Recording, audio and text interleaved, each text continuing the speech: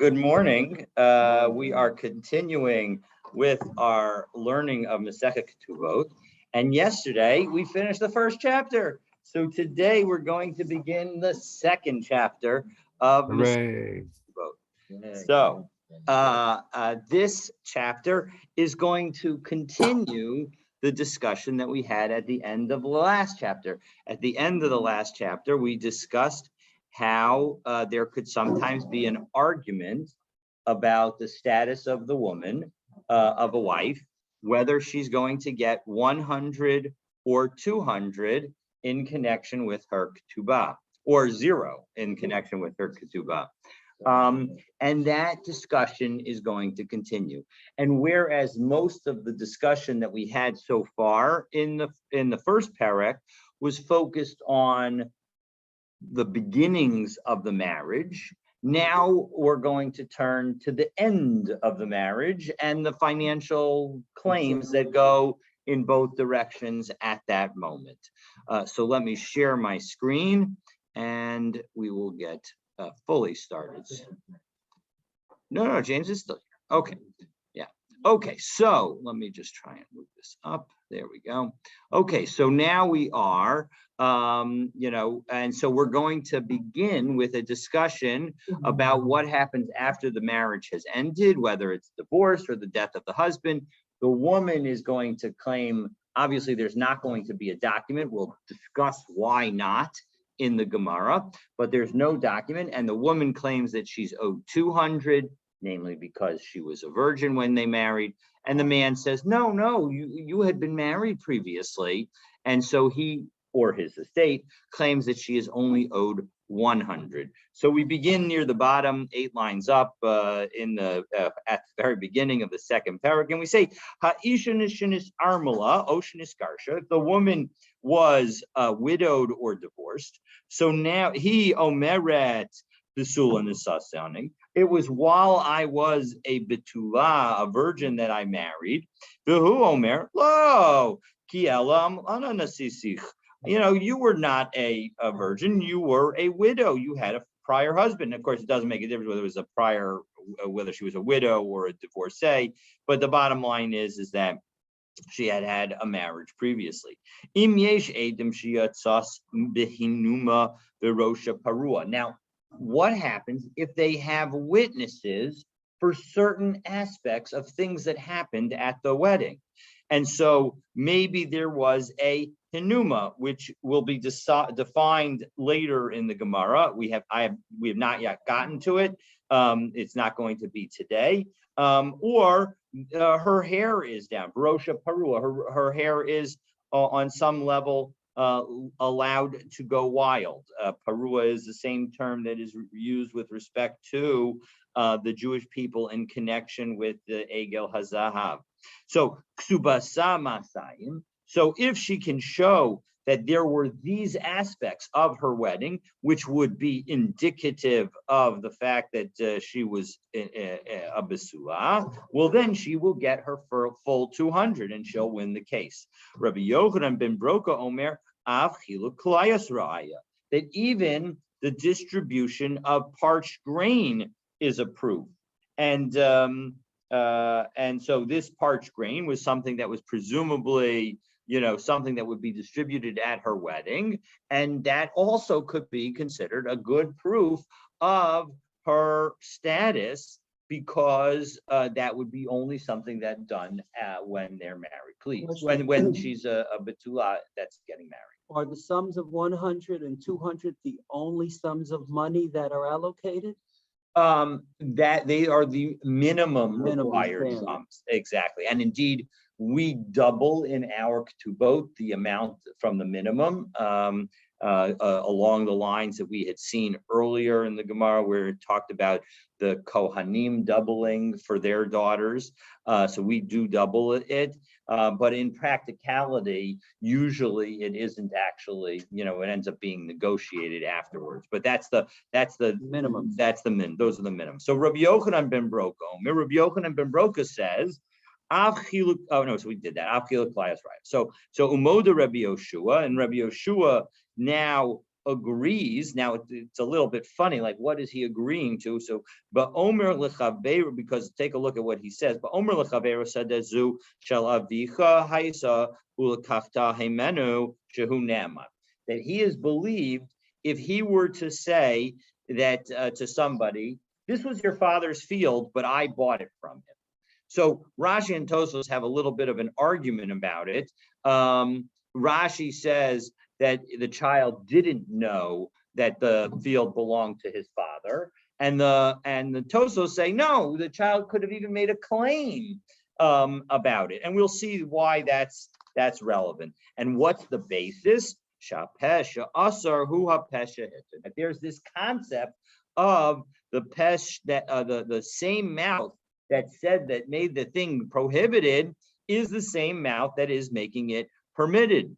V'im yesh edim shehi shalav. However, if the son has witnesses that say that the field belonged to his father, and along with that he makes a claim that it was his father's, so v'hu omer lekachtia hemena, and the person who's on the field says, no, I bought it from him, Eino neman. That is not enough for proof.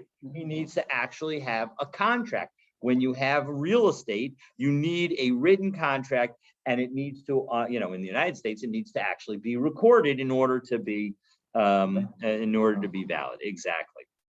Okay, so that is the Gemara. That is the Mishnah, and now the Gemara picks up and tries to allocate, right? So we had seen in, somebody who was not mentioned in this Mishnah is Rabban Gamliel. Rabban Gamliel was the person who in the last parak said that the wife was believed in pretty much every case. So we're going to say, is our Mishnah like Rabbi Yehoshua from last parak, or is our Mishnah like Rabban Gamliel? So Taima de'ika edim. The implication is that the reason that she gets her full 200 is because she has witnesses. Halaika edim. If she didn't get if she didn't have witnesses, so Baal Mehemen, it turns out that the husband is believed. Well, 1 second, Lema Tanan Stama Deloka Rabban Gamliel. This Mishnah, which does not have an author associated with the first opinion, so that makes it a Stam Mishnah. It's an unattributed Mishnah. Doesn't that show that it's an unattributed Mishnah that disagrees with Rabban Gamliel? Di Rabban Gamliel ha'amar ihi mehemna. Because if it was Rabban Gamliel, Rabbi Gamliel said over and over in the last chapter that in fact we believe the woman. So afilu tame, no. So the Gemara says afilu tema Rabban Gamliel. No, you could say it's even Rabban Gamliel, because what were the cases that we dealt with last chapter? Ad kan lo kama Rabban Gamliel hasam ela bevari b'shema. Right, all the cases in the last chapter involved the husband being uncertain about the status of his wife, and the wife making a certain claim, meaning that she had knowledge of the facts, and so as a result, that's why we were believing her claim. But aval hacha bevari uvari lo amar. But in our case, the husband says you were married before. That is something that he would know, meaning that's a fact. That he should know, and she says, no, I wasn't married. So both of them are making certain claims, and in connection with the two fighting certain claims, we don't know who the winner is. How would he know? Because she, presumably lived in town. The point is that it is something that he could have a certain claim about. It's a fact that is public, and so as a result, he is not claiming it as my understanding was you were he has direct knowledge. He is expressing it. That is the way we're understanding this Mishnah, is that he's expressing it as direct knowledge. It's not the same as saying that she was not a Bitulah. Correct, because it's not enough for him to say. We do believe him on the fact of whether or not she was a Bitulah, unless she had, because the absence of Basulim doesn't necessarily, all the fact that we will believe him to say that in his opinion, there were no basulim. We will believe that because that is something that he experienced. And so we'll actually require her to have some kind of explanation. But her explanation is a certain claim, and his claim that her explanation is wrong is not based on any facts. It's only based on the knowledge that his experience was that she's not a basula. It doesn't tell us how she lost her basulim, or maybe she wasn't born with basulim, or any of the other explanations that she could offer. Okay, so that's the difference. This is definitely a situation where we're understanding it as both the husband and the bride, the groom and the bride are making, or in this case, the husband and the wife are making definitive claims. They are speaking from their own personal knowledge of the facts. So, Udika Amrila, my Karila. Well, one second, that's a pretty obvious answer. The fact that this case is talking about two certain claims. Well, in that case, habari bobari lahu. Why did the guy ask the question in the first place? It's pretty obvious that this is a very different quick case. Well, Kaven derov nashim besulas nasos ki bari v'shemadami. I might have thought that because most women who get married, their marriage is a first marriage, and so as a result, because every woman who gets married has a first marriage, so as a result, we will say that this was presumably a first marriage, and maybe we could treat it like a Bari V'Shema case. So the answer is no, we're not going to treat it like a Bari V'Shema case. Okay, V'hachi nami mistabra, and our read of this Mishnah, namely saying that Rabbi Gamliel understand that this Mishnah is consistent with Rabbi Gamliel because he recognizes that in this case it's a Bari Ubari, and so he admits that in fact in a Bari V'Bari case we don't necessarily believe the wife because Midikatani Umoda Rabbi Yoshua. Right, the end of our Mishnah, which we were puzzling about, of the fact that the Mishnah says, and Rabbi Yoshua admits, I read Rabban Gamliel b'moda. Right, so Shapir, if in fact we understand that Rabban Gamliel's position on the very beginning of our Mishnah is that he's effectively admitting that Rabbi Yoshua is correct in this Bari Ubari case, that we don't necessarily believe the woman. So it all makes sense. Rabbi Gamliel is admitting something in the beginning of our Mishnah, and Rabbi Yoshua is admitting something at the end of our Mishnah. And it makes also sense because Rabbi Yoshua was arguing with Rabbi Gamliel. And so we didn't have Rabbi Gamliel in the beginning of our Mishnah unless we read it in this way. So Ella I Amrat Lo Iri Rabbi Gamliel b'moda Rabbi Yoshua Laman Moda. Right? If you don't say that Rabbi Gamliel is being moda in the Resha of the Mishnah, then what's the context in which Rabbi Yoshua is admitting something? So Misvara Rabbi Yoshua Ahai Pirkei Yikai. Nah, maybe you don't have to go that far. Maybe you can say that Rabbi Yoshua isn't necessarily admitting to something in our chapter. Amigo Kai. He's admitting something back on the first chapter. Pirkin Kamakai. He's admitting to the general concept of migo. So let's go over. There are two concepts that we've now introduced: pesha aser, hush pesha hitter, and this concept of migo. So they are very much related, and indeed, my understanding is that Tosfos really views them as effectively one. Migo means since, and the idea is that since I said this, but I could have said that, and that would have been believed, and even better for me, believe me that I said this. Okay, so that's the concept of migo. Pesha asar hu pesha hitter is the concept of my own mouth that said that something against me, a statement against interest, at the same time or in connection with that same topic is saying something that makes it not against my interest. So because if in the case in the courts of law, the only proof that you have for the statement against interest is my statement against interest, then when I qualify it, we'll believe that qualification. So you can see how the two topics are similar. Again, Tosfos basically says that they're sufficiently connected that they go together. But in any event, we now have these two concepts that I wanted to just go over in a little bit deeper, in a little bit more detail. You say I owe you $100, and I say I admit I owe you $50. Well, that's moda b'miktsas, and that's different. it would be more that if I say to you, you owe me $100, and you say, well, I did owe you $100, but I paid you back last week. That's a case where if I have no additional facts, we may make you make a shuas hesses. I don't know those laws so well, but the point is that that would be a pasha asar pasha heter. That in the same breath that I am giving you evidence, I am taking something back.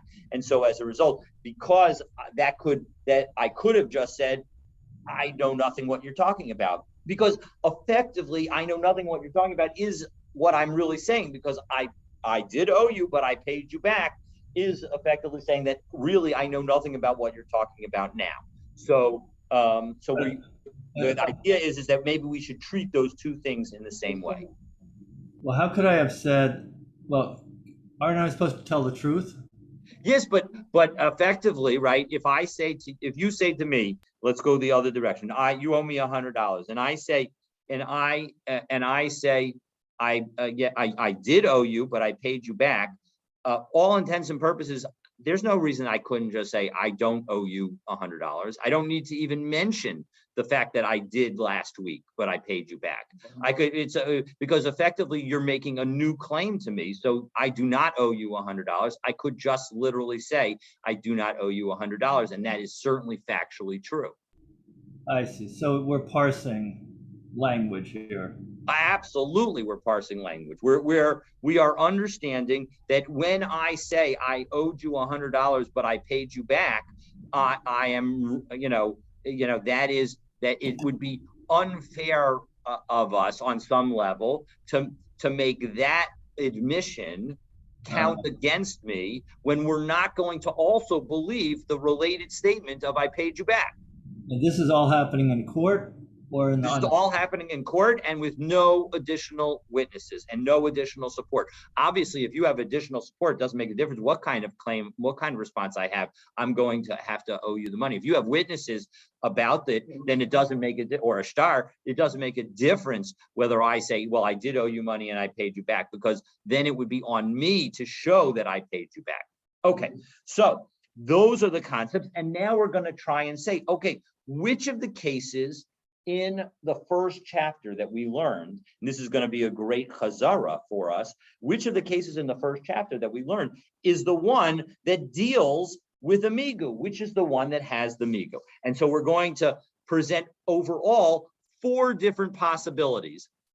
The first one is really part of the question, and then the next one will be three different other possibilities. And then finally, that will get us there. Okay, so let's take a look. So, Ahai, which case was it in the first chapter that we're talking about that has the migo? So, Ilema, aha, if you want to say it's this one, Haisum Uberis, if there was a pregnant woman, but Amrula Mativu Shal Uberzeh, what's the story with this baby? Meish Ploni Ubechoin, who, and she says that it was from a certain guy who's a kosher guy, Rabbi Gamliel, Rabbi Eliezer, Omrin Nemenis. They say that she's believed. Rabbi Yoshua Omer, Lo Mipia, Anu Chayin. And Rabbi Yeshua says, no, we don't believe her. Well, Hasa my migu ika. What kind of other thing could she have said? Hare kresa ben shina. She's got her, literally her tummy between her teeth, meaning she's pregnant. She can't make any kind of claim that she didn't have marital relations. She's got to, now, actually, there is one kind of claim that she could say that that she actually never had marital relations, and that she was impregnated because she sat in the same bathtub that turns out somebody else was sitting, had sat in immediately previously. But in any event, the bottom line is that it seems pretty clear that she did something. So Ella aha. So that was potential number one. So now we go to potential number two. So Ru'ua midaberet im echad. They saw her speaking to somebody. V'amru la mativu. And remember, we had a debate as to what that speaking was. Did it mean yichud? Did it mean that they were alone together, or did it mean that they actually had marital relations? V'amru la mativu shel isha. And we asked her, what's the story with this guy? Ish ploni v'choheinu. And she says it's this guy, and he's a kosher guy. Rabbi Gamliel, Rabbi Eliezer, Omrim Nemenis. They again say she's believed. Rabbi Yeshua Omer, Lo mipia anuchai. And we don't live by her statement. So hasa my migoiko. What kind of alternative statement is there? So hanichala ziri to amar my midaberes nistera. That if in fact we're talking about a situation where she was just had yichud. So miga de ibaya amra lo nivalti. She could just say that I didn't have any kind of marital relations, and we would believe her, and that would be a sufficient, meaning that's a sufficient statement. I didn't have marital relations with that guy. And so when she says that she had relations and she had it with a particular guy who has a kosher lineage, we should believe her. But but if, in fact, when we say that there were witnesses to her speaking, that, in fact, the witnesses are actually to her having marital relations, my migoika, then she doesn't have a claim anymore that is a migo type claim. There is no alternative claim that she could make. So, Ella aha. So now we're going to try our next possibility. Now the third possibility, and it's the answer number 2 to our question. So let's say it's talking about this case. He omeres mukas eitzani. She says that how did she lose her virginity? It was because of an injury with wood. V'hu omer lo kiela derusas ishat. No, you maybe had your relations with another man. Rabbi Gamliel, Rabbi Eliezer, Omer omrim ne'emenes. Again, Rabbi Gamliel and Rabbi Eliezer say she's believed. Rabbi Yeshua omer lo mipianu chay. No, we don't believe her. Hasa my migo ika. Again, what's the migo over in that case? So bishlam ala Rabbi Elazar de amar b'mana v'lo klum. So we had a debate regarding, now remember in that Mishnah, we had a debate. Was she trying to get herself 100 and he was trying to get her nothing? Or was she trying to get herself 200 and he was trying to get herself down to 100? Now, if in fact she was trying to get herself 100, well, what is the claim that she could have that would have gotten her 200? So migo de ibayi amra mukas eitzani tachtecha ve'isla masayim. Instead of saying that she was injured by wood before they got married, she could say that she was injured by wood after they did erisin. And so as a result, it would be his tough luck that she lost her virginity before they actually engaged in marital relations. The ka'amra mikara de leisla elamana mehemna. So now that she says that she lost it beforehand, and he's only going to get 100, she should be believed. But El Rabbi Yochanan, but Rabbi Yochanan, who says that they're arguing between 200 and 100, my migoika, there is no better claim. So as a result, there's a similar claim that has the exact same power, but that's not. But the argument of amigo is that there's a better claim, and so we should believe her on the lesser claim. So Ella aha. So therefore, we're going to say it's the third and final case, or really fourth case that we raised from the last parak. Again, the first case was raised in the question itself, and now we're going through. This is the fourth case. So Hanosi es haisha below matzala b'sulim. They marry and they find, and the man says that he doesn't see any signs of her basulim. He omeres rastani v'nesnasti v'nistachafa sadehu. She says, "Listen, I was violated after we engaged in erisin, and it's tough luck. It's like you bought a field and that field was flooded. That's that, it just that those kinds of things happen, and that's on you. It's not on me. No, he says that whatever happened to you happened before I married you. So Rabbi Gamliel, Rabbi Eliezer, Omrim Ne'emenes. Again, Rabbi Gamliel and Rabbi Eliezer say she's believed. Rabbi Yeshua, Omer Lo Mipianu Chayin. And Rabbi Yeshua says, no, we're not going to believe her. And so, and what is the migo? Demigo de ibaya amra mukas eitz ani tachtecha. Because instead of saying that she was, that she in fact was violated while they were had done erisin, she could have said that she was a mukas eitz, and we would believe her. Deloka pasla nafsha mikahuna. That, why would that be a better claim for her? That would be a better claim because a woman who is violated is no longer able to be with a Kohen. So, but by saying, just to clarify, by violated while she was an erisin, because of the marital status that she had, she effectively becomes disqualified. So, and so as a result, when she now says that she was violated and she admits to her being puzzled to marrying a Kohen, so that's why Rabbi Gamliel will say she's believed, because she has amigo. And so in our Mishnah, Rabbi Yeshua is saying to Rabbi Gamliel, now, in our Mishnah, the case of the fields, that is a migo that I will agree to you. But but in that Mishnah that we learned before, where she says that where they get married, they do nisuin, he makes a claim against her. She says that she was violated when they since erisin, and she could have said that she was mukas since erisin. We will not. Rabbi Yeshua, do not agree that there's a migo that we're going to believe her. So mikti, hi migo v'hai migo, maishna hi migo mahai migo. Well, 1 second. What's the difference? Why not? Why doesn't Rabbi Yeshua believe the woman in that case? Why doesn't she have a good migo? So haka ain shor shachat lefanecha. So there is no slaughtered ox before us, as Rashi understands it. Hasam hari shor shachat lefanecha. But over there was a slaughtered ox, meaning that he had direct. This relates to your earlier comment, Hanan, that he had. What did he know in that case? The thing that he knew is that she didn't have basulim. She didn't have the signs. And so as a result, because she didn't have the signs, so as a result, there is a different aspect.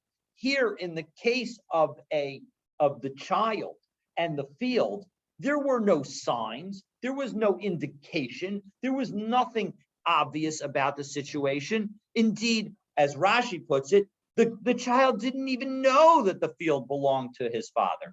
Tosfos doesn't go that far. Tosfos limits it to what I said first, which is he just, there was just no evidence. There's nothing to suggest the connection. He may think that, but his thinking that is equal to the thinking that the husband has about how she lost her virginity. So, okay, so that is our beautiful review of the first parak and our explanation of the fact that we don't have to say the comment about Rabbi Gamliel being part of our Mishnah. We can say it, but it's not a definitive proof to say that we have to say it. Okay, so now Gemara wonders, why don't we follow the majority? We mentioned this concept of the majority in the answer earlier, saying that was why we thought that maybe Rabbi Gamliel should agree with the woman. So now we're asking it not just on Rabbi Gamliel, but generally, why don't we follow the majority? So v'kevan derov nashim besulas nisos kilo asu edim mai havi. What do we care that there are no witnesses? Shouldn't we follow the rov? So Amaravina mishum deika lamema rov nashim besulas nisos. So we have this concept that yes, a majority of women who marry are betulot, umiyot almanot, and a minority are widows. So v'chol hanises betula yesh la kol. But we also have this concept that a wedding involving a betula is going to be a really well-known. there's publicity associated. Yesh la kol. It has a voice. There is going About to a first marriage. sorry. It's talking about a first marriage. Yes, it's exactly right. A first marriage, and then of course we have that experience on some level today, in that most first marriages have greater pomp and circumstance associated with them than second marriages. It just happens to be the case. It doesn't have to be that way, but it is certainly the majority that is that way. And now that in this case, there was no voice to her marriage, so Isra la Ruba. So the Ruba of the fact, the Rove, the majority of cases where there's a Betula involved in the first marriage, so we can't apply that Rove because she doesn't have one of the signs that are associated with it. Well, in second, if you say that every marriage that has that involves a betula has a kol, well then ki'atu edim mai having. Who cares that witnesses came? Hanach sahade shakrein inhu. We could even say that these are lying witnesses because there was no kol. We don't have public knowledge, and so as a result, if betula equals public knowledge, then the absence of public knowledge implies no betula, right? It's a one of the basic principles of logic. So as a result, we're going to modify it. It's not kol. It's not every one of those betula marriages has a kol. It's just in general.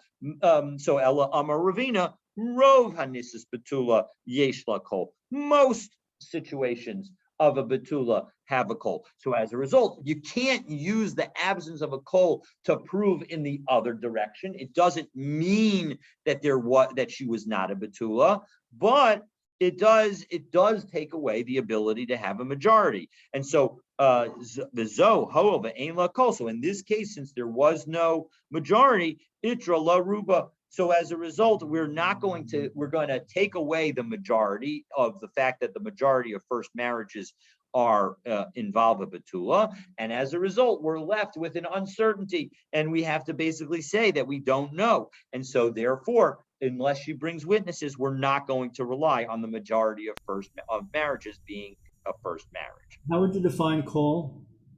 A publicity. That's how I'm defining. Known publicly. Known publicly. That's exactly right. Okay. That's the same as a presumption? Well, the presumption becomes if in fact the people did know about it publicly, then she will have no problem bringing witnesses because everybody will have known about it. Okay, so now the Gemara now wonders why we aren't worried that the widow / divorcee in our Mishnah is going to attempt to collect her ketubah a second time, right? If I come to you and I say you owe me money, and I bring, it's a great scheme, right? Here, she didn't need to bring her contract because she doesn't have a contract. So she takes witnesses, right? And she says, and she comes and she collects the 200. Well, then she goes over to the next town over and she does the same thing. She's got a great scam going. So why aren't we worried about that? So the answer is, that's what we're going to ask about now. So v'leichush, let's be worried. So im yesh edim sheyatsa hinuma, right? So we say that if she brings witnesses that she has these signs that her wedding indicating that her wedding involved her as a betula, will allow her to collect the full 200. So why not be concerned? V'leichush dilma matko edim b'hai beidina v'gavya. Maybe she's going to go. She'll collect in this court and come, and then and she'll go to the next one and she'll do the same thing over again. So I'm Rabbi Abahu. So we're going to give two answers. Rabbi Abahu says, Zosomeris kosvin shover. We write a receipt, and so the husband gets a receipt, and as a result, he will be able to prove that he had already paid the amount. Rav Papa Amar b'makom she'ein kosun ksuba askina. We're talking about a place where there's no ksuba. There wasn't a there. They don't write a ksuba, and so as a result, since no ksuba exists, she's never going to be able to bring out her ksuba and force him to pay it. Now, what about bringing the same witnesses? That's going to be dealt with shortly. The Ika Damasni law abraisa. There are some people who taught this this debate of these two answers of Rabbi Abahu and Rav Papa in connection with the following brisa. Rather than with our Mishnah, they taught those two answers to answer the following that same question, but the question was about this brisa. If she loses her ksuba, hitmina ksubata, or she hides her ksuba, nisrafa ksubata, or she burns her ksuba, rakdu lefaneha, if they dance, if meaning that they have witnesses that they danced before her at the wedding, sicha kulefaneha, or they sported, they did, they were making her happy. They were mitzachek her at the wedding. Haviru lefaneha kos shel besora, or they brought her this special kos of besora. This what we're going to call the announcement cup. That's like besorot tovot, good announcements. Oh, mapa shel besulim, or they have witnesses about the sheet that had the blood showing her virginity. Im yeshla edim be'echad mikol elu ksubata matayim. So then she'll get her ksuba of 200. So now again, the Gemara asked the question that we asked, and we'll give the answers that we gave. So v'leichosh doma mapka edim b'hai beidina v'gavya v'hadar mapka l'ksubata b'hai beidina v'gavya. So maybe she'll have witnesses in this one, and then come and bring her ketubah in the other one. So why not? Why not? Are we not worried about that? So I'm a Rabbi Bao Zotomera Kotvin Shover. Now we give her a receipt. We give the husband a receipt, and so as a result, we don't have to worry about it. Rav Papa Amar no b'makom she'ein kotvin ksuba askinan. We're talking about a place where there is no ksuba. Now that's a little funny, because what did we say was the beginning of our brisa? V'ha ibda ksuba sa katani. We said at the beginning of our brisa that she lost her ksuba. So how could that be? So meaning. So that shows that there was a written ksuba. So because of la ihu. Nah, so yes, in fact, we're talking about a town where there generally isn't, but this husband happened to do write a ketubah for her. Well, so maka la v'gavyaba. Maybe she will produce it and use it to make a claim. So my ibda ba'or. So we'll say that when it says that it was lost, it means that we know that it was lost in a fire and that it no longer exists. So we know that there's nothing to be concerned about. Well, ihachi hainu nisrafa, but we have several different cases in our Mishnah. We have the case of it was lost, we have the case of her hiding, and we have the case of it was burned. So if lost means fire, then what's the story with burned? That's the same. And moreover, there is a case where she hid it. If she hid it, it certainly still exists.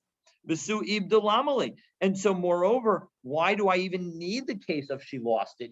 If losing means fire and we're saying fire separately, why bother to say that? So we're going to reread that brisa now. So we're going to reread that brisa. So hella kol ibda ki hitmina bifanenu dami. So what we're going to say is really when we say at the beginning of the brisa, right, the words of the ibda ktubata hitimna ktubata. So we're going to read that is if she lost it, it's like she hid it. Okay, so that's what that means. Kol ibda ki hitmina bifanenu dami.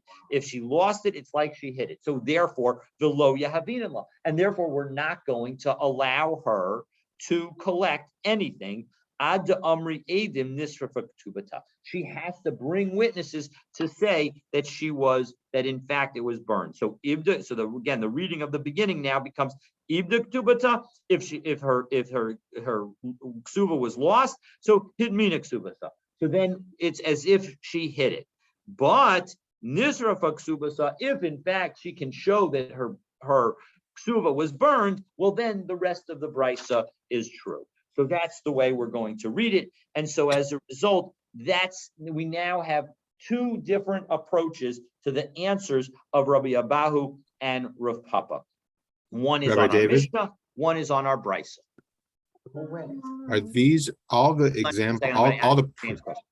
yeah, What? all the proofs they brought, those only occur for a first-time marriage, dancing and the cup?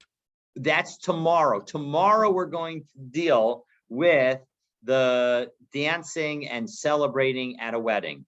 And so I'm hopeful that we will address that. But yes, the implication at the moment is most definitely that those are things that only would happen at a first wedding.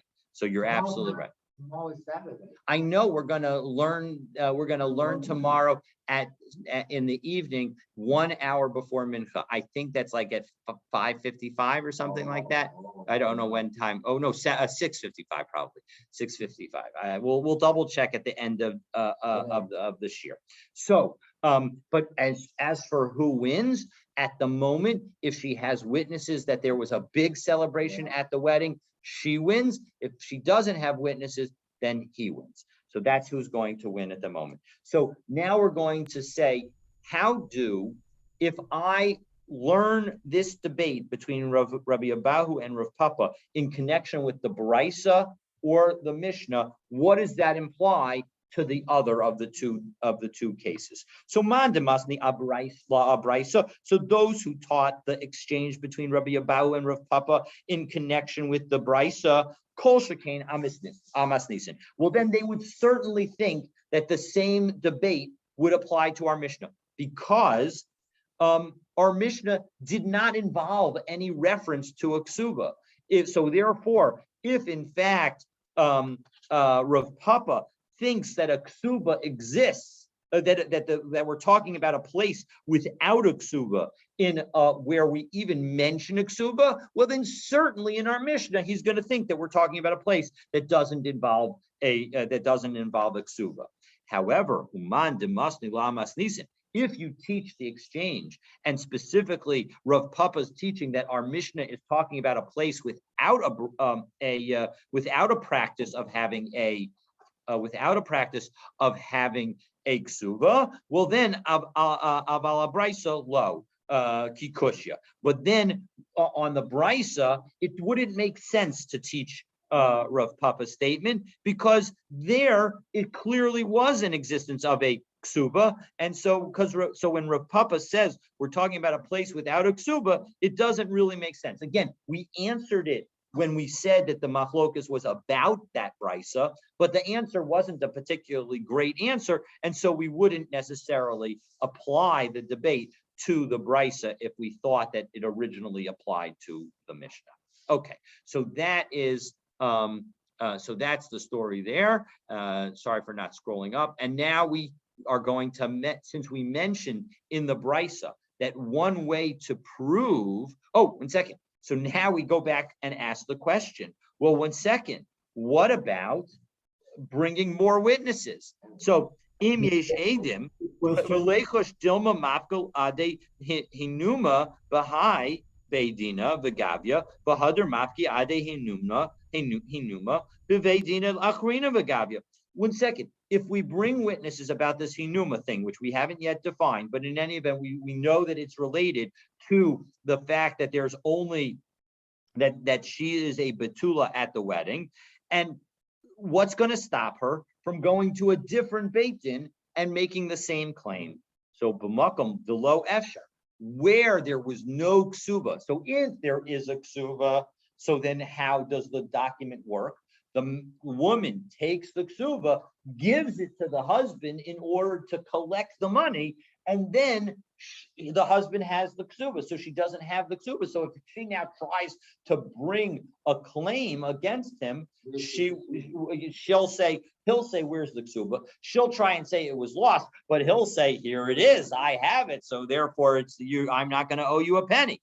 So therefore, but when there is no ksuba, so b'mokum delo efshar, when there's no other choice, vadai kasvin and shover, will certainly give her a receipt. So now the final, two little pieces. So biru lefanah kos shel b'sora. What is this kos shel b'sora? What is this announcement cup? So my kos shel b'sora. So Amar Rav Ada, we're going to have one explanation, two one factual explanation, that we're going to give two reasonings for it. We're going to reject the first reasoning, or we're going to potentially reject the first reasoning, and we'll have a second reason. So Amar of Adabar Ahava Kos Yain Shel Truma Ma'avirin Lefanah.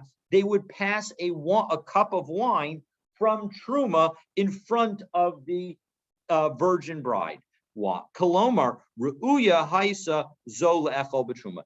And according to Rav Ada, it was in order to show that this kind of woman has the ability to marry a Kohen and could have, and if she did, she would be allowed to eat Truma. So Maskevla Rav Papa, 1 second, Rav Papa said that's not good. That's not really a proof about Basula, because Atu Amana mi lo achla betruma, doesn't a widow also, if she marries a Kohen, a widow's allowed to marry a Kohen. It's only a divorcee that's not allowed to marry a Kohen. So a widow who marries a Kohen, she also can take Truma. So the cup doesn't show that she's a virgin. So Ella Amar Rav Papa says that you got the right idea, meaning we're going to take a cup of Truma and put it before her, but we're not going to, but it's not because she's able to potentially eat the Truma, but rather Zo Rashis Kitruma Rashis, that she is a first, just like Truma is the first. The first thing that you take off of fruit after you pick it is Truma. So too, a newly married woman who is going to engage in marital relations for the first time is also like that fresh fruit. So that's the analogy. So Tanya. So it's nice how on every daf they find a different way to objectify the bride. Yes, it does. Some of this is hard. So in some ways it's now going to get a little worse, but only a little. So now we're not talking about who wins. We're talking about the ceremony. We're talking about a wedding ceremony. And at the wedding ceremony, they would do special things to indicate that it was the first time that the wife was getting married. And now we're going to talk about other things that would be done at such a wedding. So Tanya Rebbe Yehuda Omer, Chavis Shel Yayin Ma'avirin Lefaneha. They would bring a barrel of wine in front of the bride, and it had symbolism. So Amar Rav Ada bar Ahava Besula Ma'avirin Lefaneha Stuma. And Rav Ada now qualifies this brisa and says that when she was a virgin, so if it was a basula, so they would pass it before her sealed. It would be closed. Be'ula, if she had already been married, so ma'avirin b'lefaneha psucha. Well, then they would pass it in front of her open. So Amai, why do you need to do both of them? Let's just do the nice one for the basula. Why do we need to do the other one? So ni'abit kami basula. Just do it one for the basula. The kami ba'ula lo ni'avar klal, and you don't need to do anything for the other person, for the person who's been married previously. Well, zimnin disafsach masayim. So sometimes the woman's going to say, "I want 200," even though the amra ana basula havi, and she's going to say, "I was a basula." V'haidelo avru kamai idnusehu didn't. It was the only reason that they didn't bring a barrel in front of me is because we were out of wine in our town when we got married.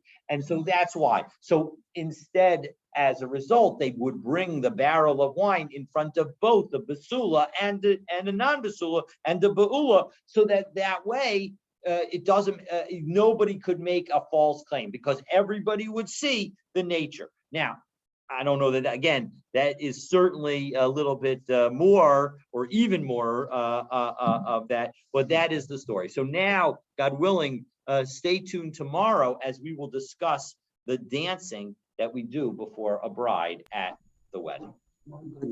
Yeah. I'm sorry. Oh, hold on just a second. Let me stop the recording and then I'll answer your question.